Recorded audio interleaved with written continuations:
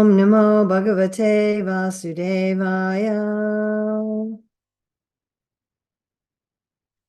Om Namo Bhagavate Vasudevaya. Om Namo Bhagavate Vasudevaya.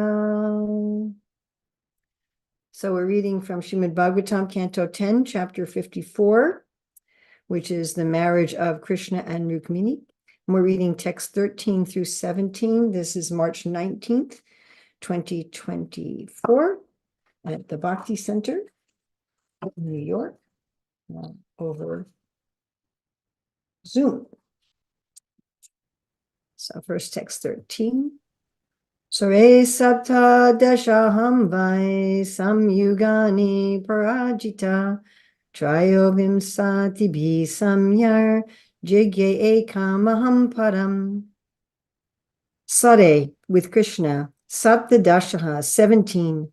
Aham, I, vai, indeed, samyugani, battles, parajitaha, lost. Traya vimsatibihi, 23. Sainyai, with armies. Jigye, one. Ekam, one. So two different kinds of one for you just listening. The first one, jigye, is W-O-N, like victory. And ekam is one, like the number one. Aham, I. Param, only. Translation, BBT translation. In battle with Krishna, I and my 23 armies lost 17 times. Only once did I defeat him. Purport. Jarasandha offers his own life as an example of the inevitable happiness and distress of this material world. Text 14. Translation. But still, I never lament or rejoice, because I know this world is driven by time and fate. So we look at the Sanskrit. We have kalena, by time, and daiva, with fate, time and fate. BBT purport. Having stated that the Supreme Lord controls this world, Jarasandha explains a specific method of control. It should be remembered that in the Vedic context, kala, or time, does not refer merely to a system of measuring planetary movements, such as days, weeks, months, and years, but rather to the way things are being moved.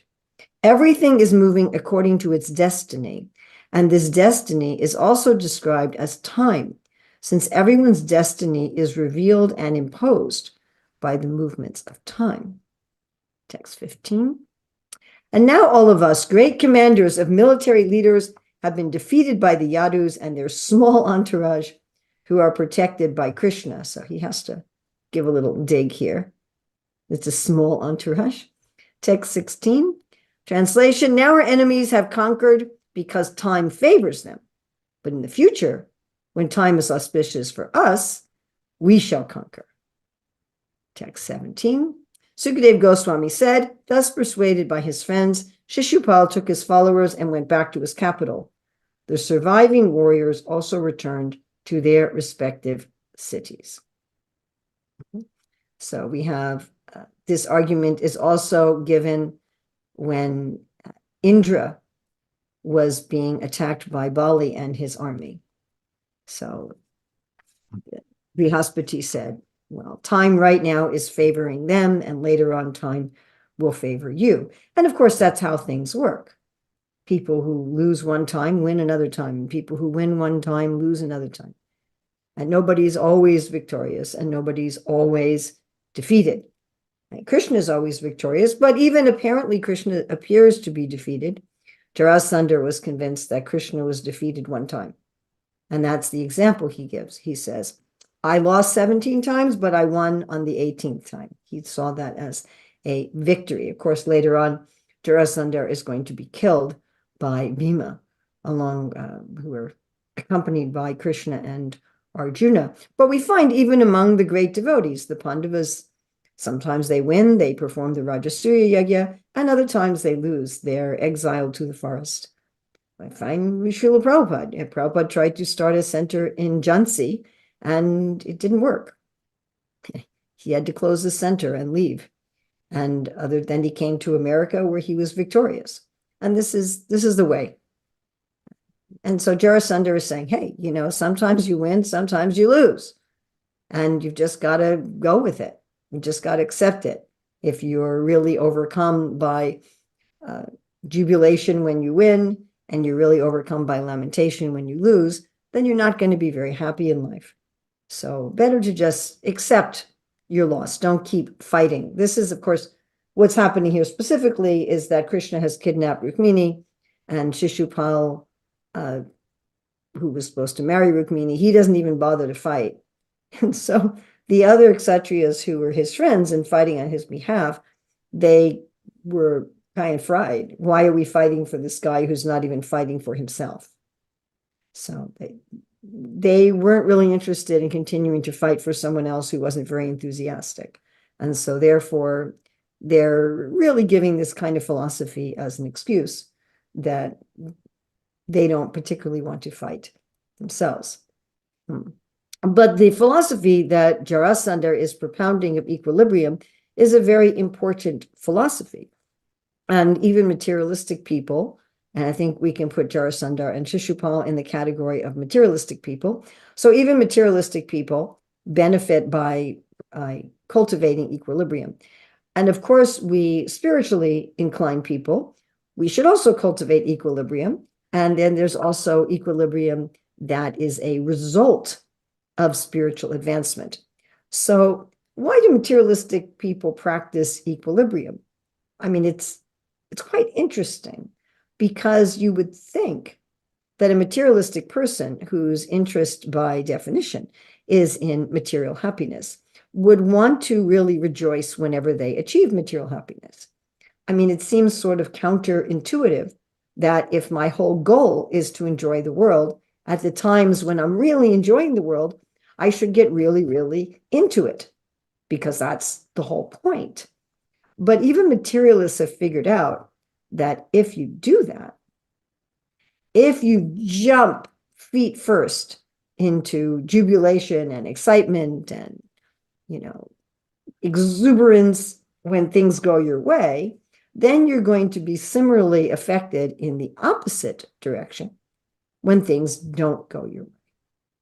And in fact, this particular description of really rejoicing when things go your way and really lamenting when things apparently don't go your way is very much related in the Bhagavad Gita to Rajaguna, as Prabhupada translates it, the mode of passion. And Krishna explains that in Rajaguna, there's a little bit of happiness at the beginning, but at the end, it's miserable. And so even materialistic people can understand that I'm going to really experience suffering if I allow myself to really get into happiness. I won't be able to just be equipoised in suffering and really relish material happiness. I have to be equipoised to everything, which of course is sattvagun. Now, of course, there's a kind of detachment, you could say, in tamagun, that a person is so numb that they don't experience anything. When we're in deep sleep, we don't experience happiness or distress. So if we're deeply in tamagun, we can appear to be very equipoised, or a person gets very intoxicated, and so they don't appear to feel anything. They just become numb to everything.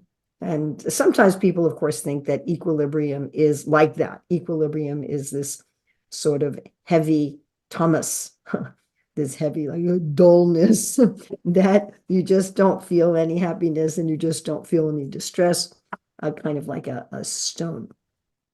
But this equilibrium that here even Jarasandha is talking about is in sattva. And I believe it's extremely important for us practicing bhakti yogis to realize that the Shastra is full of examples of gross materialists. And I think we could even classify Jarasandha and Shishupal beyond gross materialists to out and out demons. I was hearing this morning Prabhupada saying the innocent, materialistic people are innocent. And then there's the envious, the demoniac.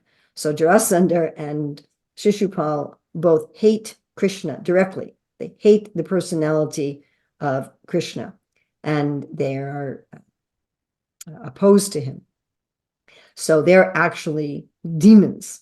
And still, they're interested in the equilibrium of sattva gun. They're not talking about tamagun, where you're just dull and you don't feel anything. That's not what they're talking about.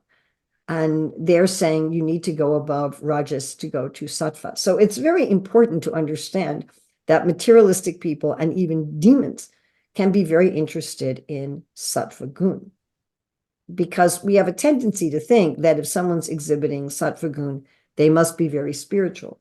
It's just not necessarily true. Generally speaking, demons are very much affected by rajas and tamas. Usually it's a mixture of rajas and tamas. But even they can figure out, hey, if I want to be the masters of this world, which is the demoniac viewpoint, I'm only going to be able to do that in sattva.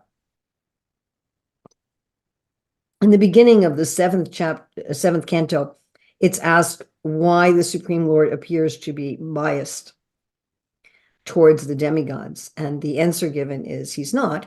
It's just that the whole material world favors sattva.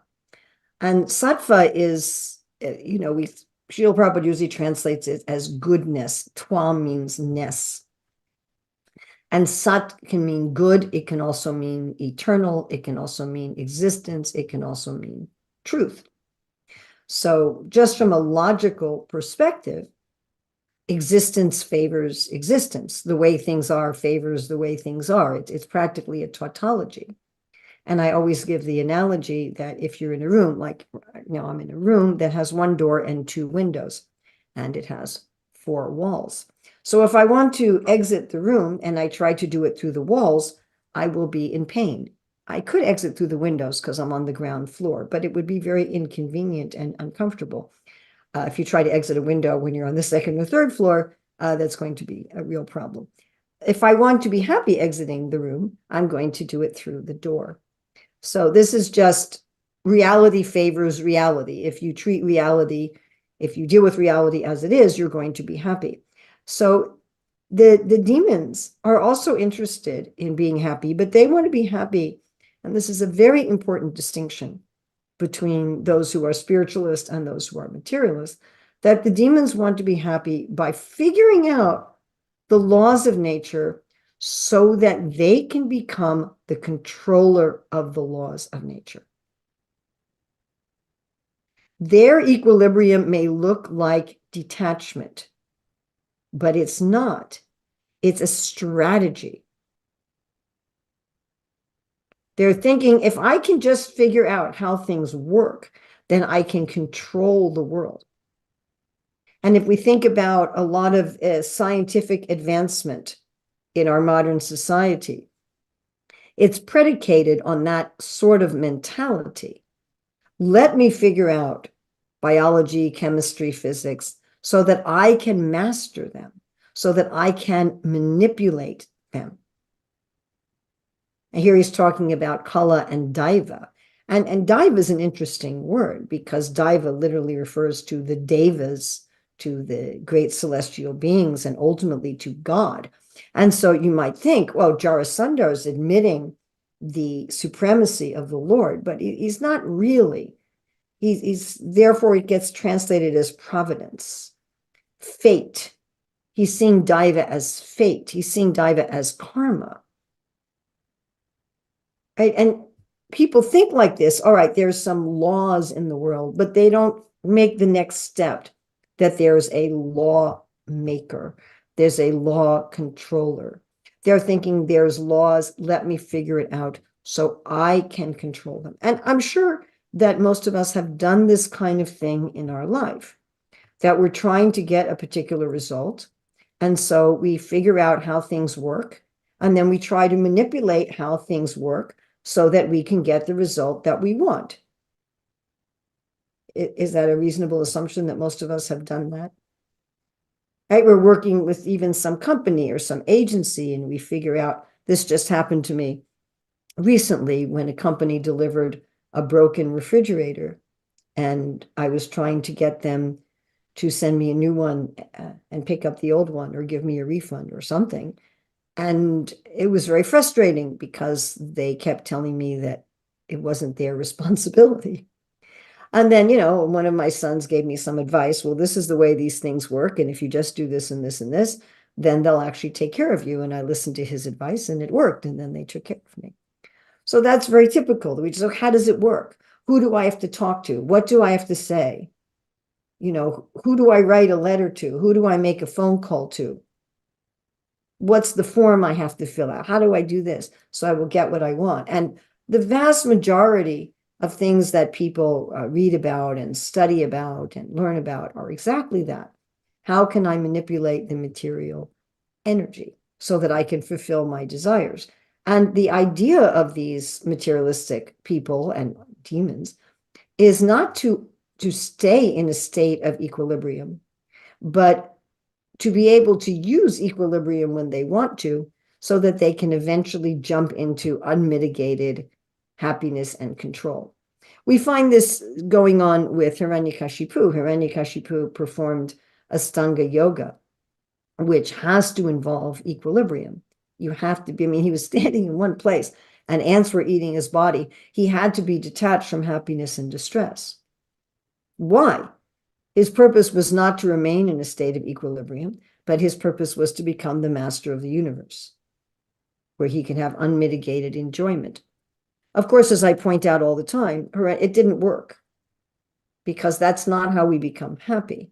And this is the fact that it didn't work was evidenced in Hiranyakashipu's, it says in the Bhagavatam, always being intoxicated, which is a good sign that you're not happy, right? Happy people don't need to be intoxicated. And also that he was yelling at the demigods for no reason, which is a prime symptom of unhappiness. If somebody's yelling at you for no reason, you know that they have some inner unhappiness. Everybody understands this. So the devotees are also interested in practicing equilibrium. It's part of our sadhana. And this point is often not well understood, at least in my experience, by devotees.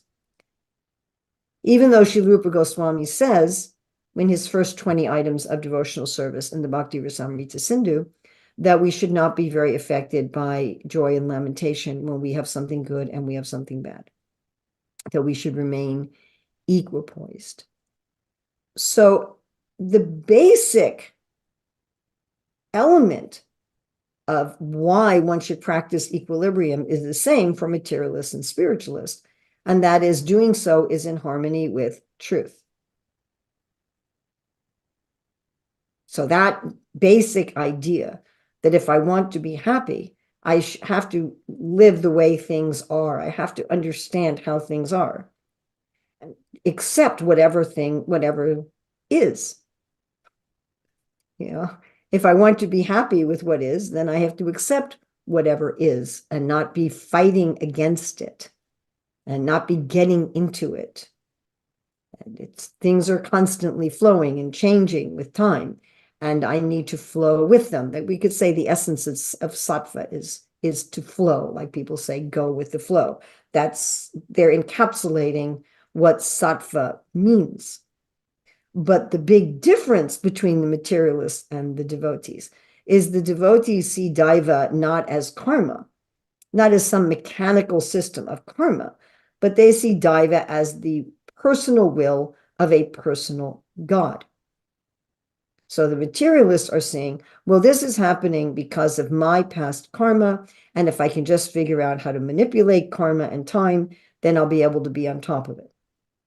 Whereas the spiritualist sees this is happening by the will of God, which may be exhibited through karma or in harmony with karma, but it is the will of God. And if I'm in harmony with the will of God, then I will be able to be situated in my natural position.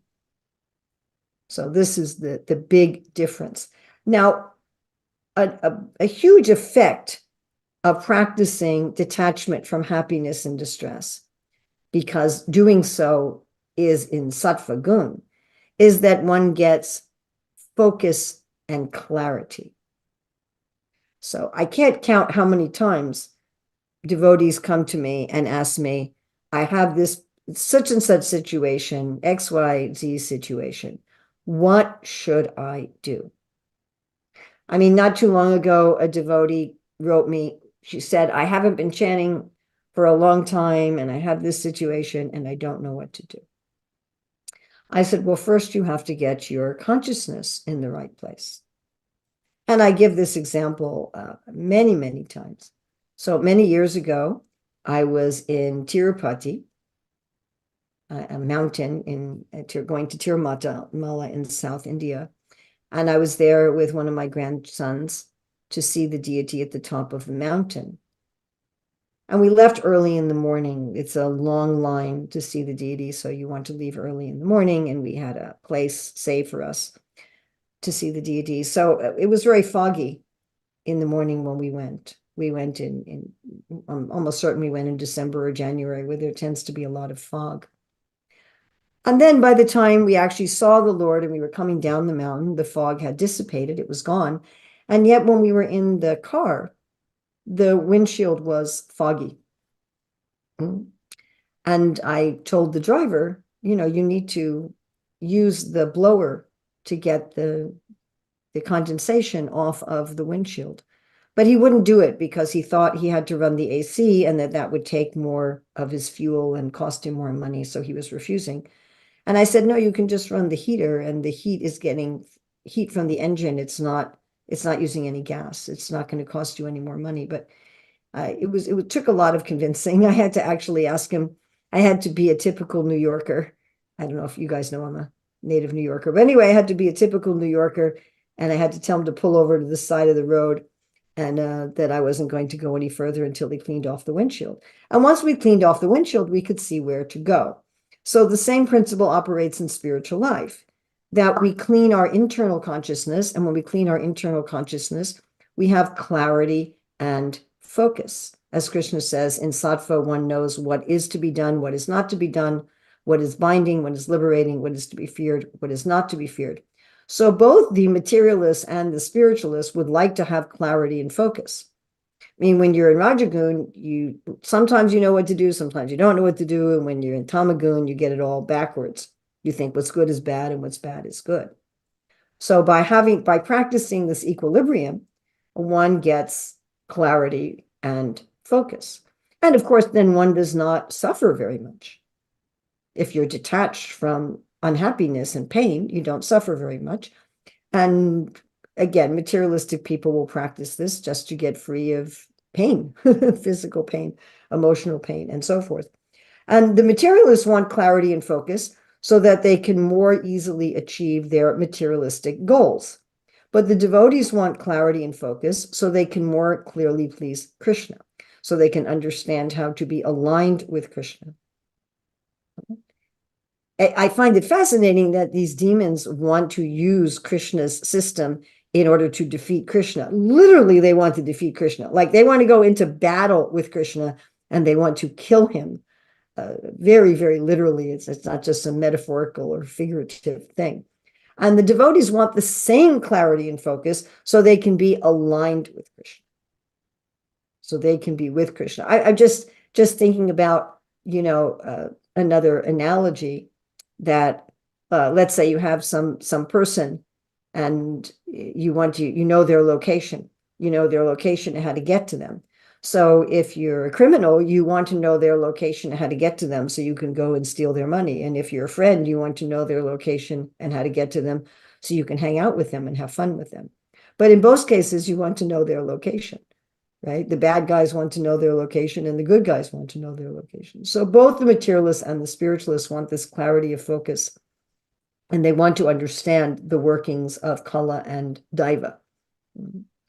Now, of course, equilibrium is also a natural result of spiritual practice, because when you're achieving spiritual practice, param drisva nivartate, you're experiencing higher pleasure, and therefore materialistic pleasure and pain doesn't really mean anything to you anymore. It just fades into obscurity because you're enjoying something else. You're absorbed in something else. And what's fascinating is that the spirituality that one is experiencing is full of apparent happiness and distress. It's full of meeting and separation. Srila Rupa Goswami, in explaining all the different relationships one can have with Krishna, he explains all of them also in terms of meeting and separation. So how do those in Shantaras experience meeting and separation? How do those in Dasi experience meeting and separation? And so forth. So in all the different relationships with Krishna, how do they experience meeting and separation, which appears to be happiness and distress? And how do they experience the changing emotions called Vyavichari or Sanchari bhavas that come and go in one's pastimes with Krishna? And they're actually enjoying them. So how wonderful it is that, the equilibrium of the devotee is not just some kind of peace. It's not just some kind of neutrality. I mean, as we said, the materialistic people, they're using equilibrium as a strategy so that they can eventually jump into material enjoyment, hopefully without the bad side. Of course, that doesn't work. But the spiritualists, though, they're enjoying all these varieties of emotions because those varieties of emotions are real. They're genuine. We want to have equilibrium and detachment from the material ups and downs because they have nothing to do with us. They have nothing to do with us, and they pull us into this ocean of material suffering. But we want to have the ups and downs and back and forth and everything of the spiritual emotions because they're all varieties of love. The devotees actually are going above the flow. In sattva, you're going with the flow, but in bhakti, you're going above the flow. You're actually playing. You're on an adventure with Krishna. And it may appear to an outsider that, the Pandavas have happiness and distress. Srimati Radharani has happiness and distress. Sri Chaitanya Mahaprabhu, it's soon going to be Gaur Purnima, he's talking about ecstasy, and then he's talking about separation in his Shikshashtaka. It's fascinating, right? He has this verse, when am I going to experience ecstasy and crying and trembling?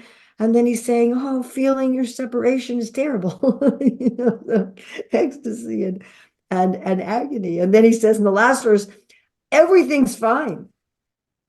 Whether I'm with you, whether I'm separated from you, whether things, I always want to be in this state of serving you. So how do we, of course, we're going to achieve this material equilibrium as a concomitant result of practicing bhakti, but at the same time, it is part of our sadhana. So how do we practice this as part of our sadhana? Well, we really do the same thing that Jarasandha is talking about here. The essential practice is not really that different, whether you're a materialist or whether you're a spiritualist, although for us bhakti yogis, there's a nice difference. And that is that we just realize this is not happening to me. The happiness and distress of this world is happening to my body and mind and not to me. I am actually literally the observer. Literally. Just like, if somebody's watching a drama or reading a book and the characters are experiencing happiness and distress, and the viewer, the reader, may experience those vicariously, but it's not actually happening to the viewer or the reader at all. In your book or your movie, whatever, your character, some character dies, and you may be crying as if it was your own husband or son, but your husband's sitting right next to you on the sofa. It's not actually happening to you. Or the character is victorious, and kills the army of 10,000 or something. And you're thinking, yes, I am a superhero, killing, but you're not. You're just a couch potato. It's not happening to you. And so the practice of equilibrium is you step back and you say, oh, that's interesting. And that's all. Now, for the materialists, they can't much go beyond that. They can just go, oh, that's interesting, on the observer. But the spiritualists can, even as a sadhana, engage their mind in the higher thing. And in fact, Srila Rupa Goswami gives this as a direct sadhana. And he gives the example of watching a drama. And he says, just like if you watch a drama, you'll become absorbed in the emotions of the dramatic actors. So if you become absorbed, if you're hearing or watching about the Lord's pastimes, if you're watching a drama of the Lord's pastimes, or you're just hearing the narrations of the Lord's pastimes, Srila Rupa Goswami says, and Vishnu Chakravarti Thakur and Srila Jiva Goswami also are echoing the same in their commentary, that one can experience the emotions of the great devotees in the narration that we are reading. So that's what we want to do. And we can do this as a sadhana. Yes, this happens naturally as a concomitant part of advanced bhakti, but it is also something that we should be practicing. It's only going to happen as part of advanced bhakti if we practice it. If when these good times and bad times come and go, as they will in this world, we turn our attention to the deep variety of emotions of this spiritual platform, while remembering that we are an observer. And if we do that, then we are actually going to do, ironically, what the materialists want to do. The materialists want to have this kind of equilibrium so they'll attain unmitigated happiness. And we actually will attain unmitigated happiness. But the difference is they're trying to do it by being the controller, and we're doing it by surrender to the actual control. So, questions, comments, additions, subtractions, corrections? Thank you, Urmila, Devi, Dasi. Wonderful class. Thank you. Question, please unmute yourself.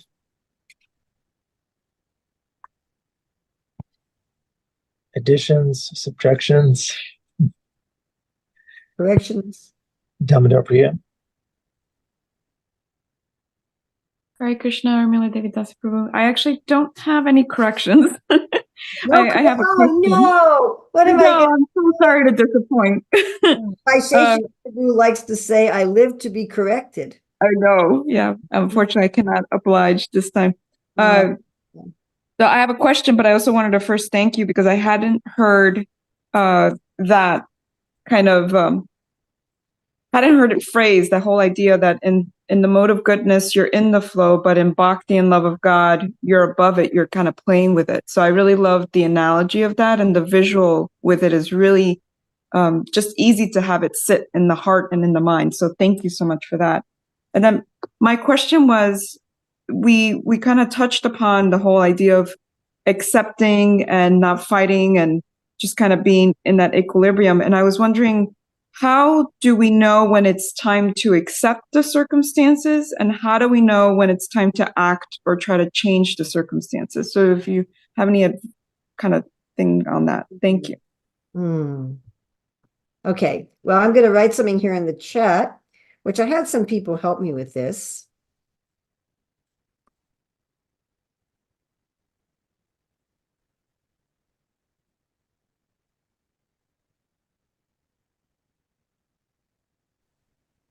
Gail. Okay, so this is a nice little thing for remembering. Each one has a P word and an F word. So if you think of life reality like a river, so those in tamas, they pollute the river and they foul the river. Those in rajas, they try to push and force the river. Those in sattva, they plunge into the river and flow with it. And those in bhakti, they play in the river and they frolic in the river. So again, I had a bunch of friends help me with that little memory aid. How do we know when to accept, and how do we know when to act? Well, it's a very good idea to always accept.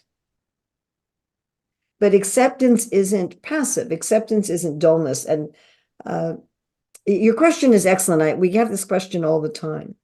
And it comes from thinking that acceptance is tamas. Acceptance is dullness. That I just accept. Whatever, I'm just sitting here.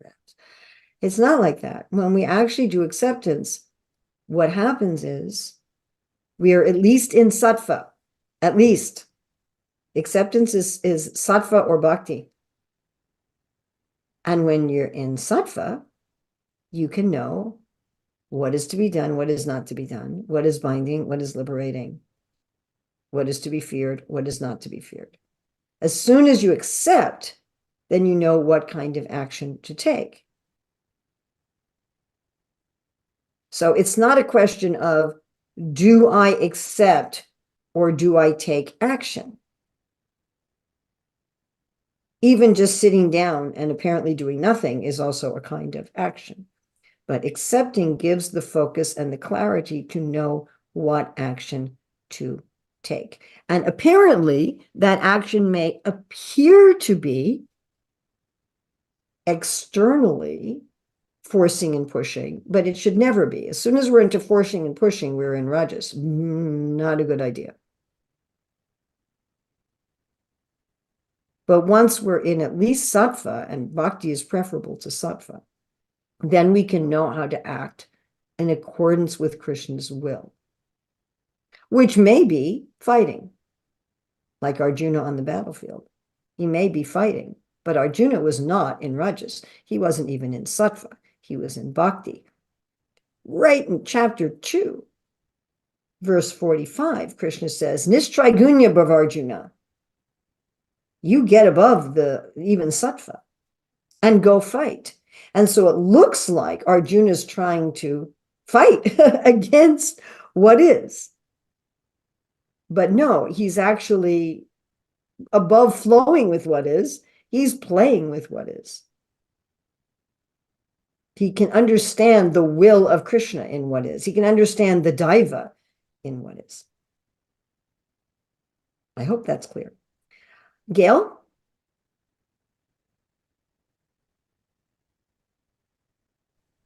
Hare Krishna, Mother Urmila. Hare Krishna. Yeah, I just need a couple of clarifications.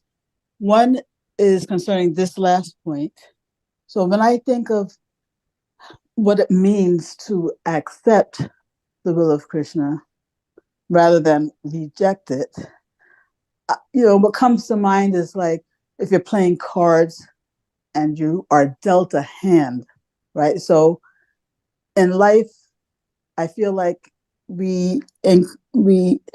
situations cross our path, right? And it's like we're being dealt a hand of cards. So if you accept it, you accept that this situation is crossing my path by Krishna's will, and he wants me to respond appropriately.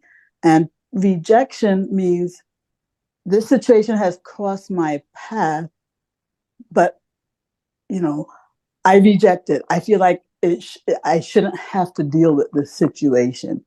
Like that would be like rejection to me. I got a hand of cards dealt to me, but because I don't like it, I reject it, and therefore, like I don't want to deal with it, a type thing. I don't know what would you say about that kind of? That sounds also very insightful and very much a part of it.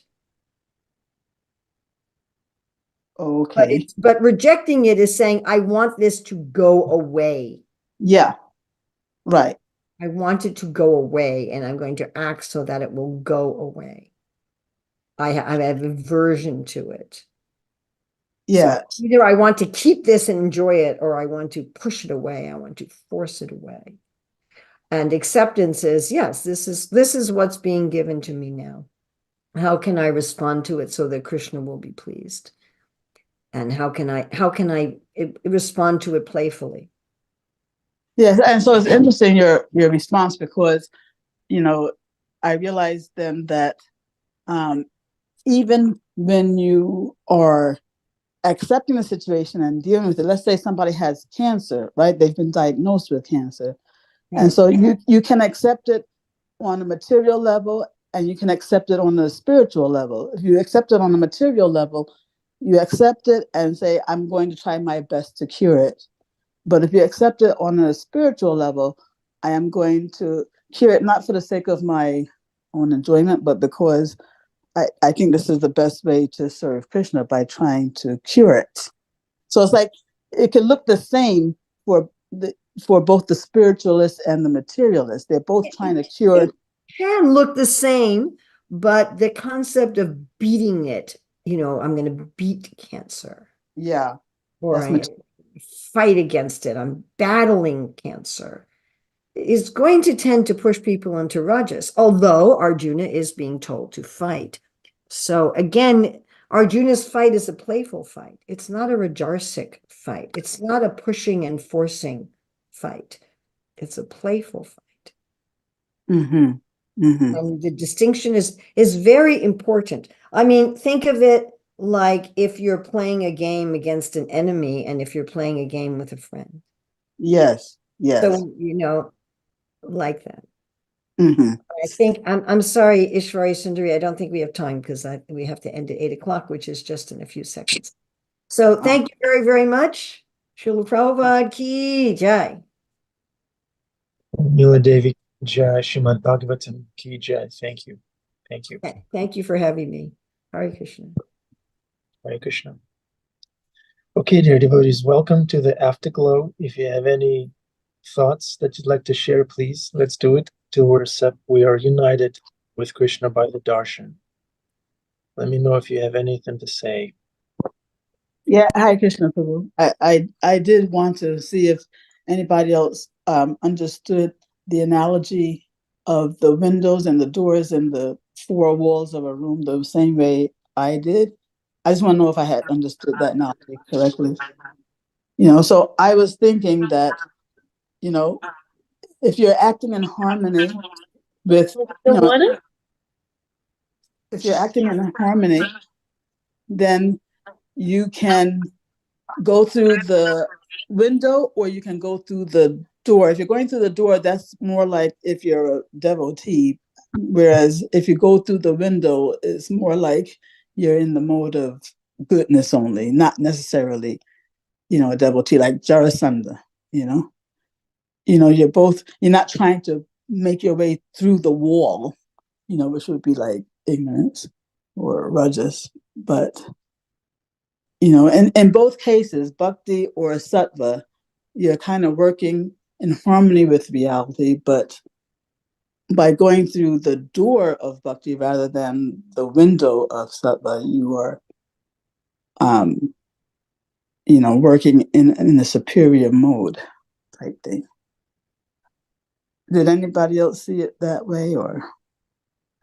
Yeah, we can playfully walk through the wall if that's what Krishna wants. That's my take. David Dasi, did I get it right? Did I mess it up? That's not right at all. It's completely wrong. Okay. Yeah.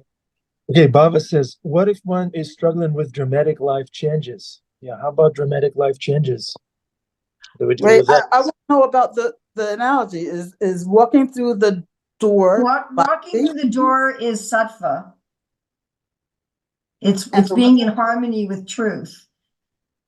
Going out of a window is rajarshik, and you might fall and break your head, and you might not. Sometimes it works, sometimes it doesn't. And trying to go through a wall is tamasic. You're always going to you're always going to be in trouble. And the demons want to figure out where the door is so they can control nature. And the devotees want to figure out where the door is so they can be in harmony with Krishna.